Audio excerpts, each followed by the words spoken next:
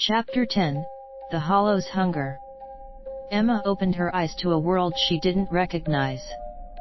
The ground beneath her felt soft, like earth freshly turned.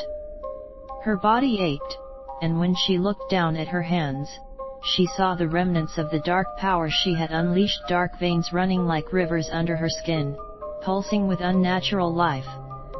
The air was thick, heavy with a sense of dread. The world around her was silent, too silent. No birds, no wind, no people. Just the whispering shadows that moved like a living, breathing thing, curling around her legs and tugging at her mind.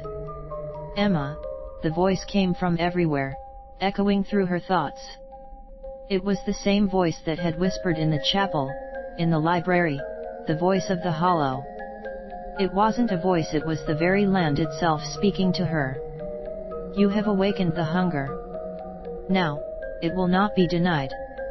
Her heart pounded in her chest as she stood up, trembling. The ground around her seemed to pulse, almost as if it were alive. The earth had absorbed the Hollow's curse, and now it had awakened, spreading like a disease through the land. It was no longer just the village. The Hollow had bled into the very soil, the trees, the air, and now it was spreading outward. You sealed it once, but the blood you carry has undone everything, the voice whispered again.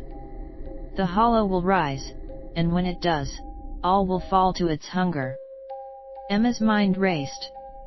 She had thought by touching the altar, she could destroy the Hollow, but instead, she had unwittingly set it free. She had allowed its dark presence to spread beyond Hollow's End, beyond the village that had been its prison for so long. But what had truly been unleashed? She stumbled forward, her body trembling, and then she saw at the edge of the forest.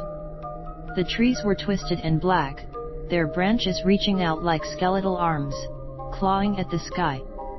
In the distance, she saw the town Hollow's End, except it was not as it had been before. It was alive, but in the worst possible way. The buildings looked warped, as if they had been pulled into the earth, their foundations cracked and bleeding black tar.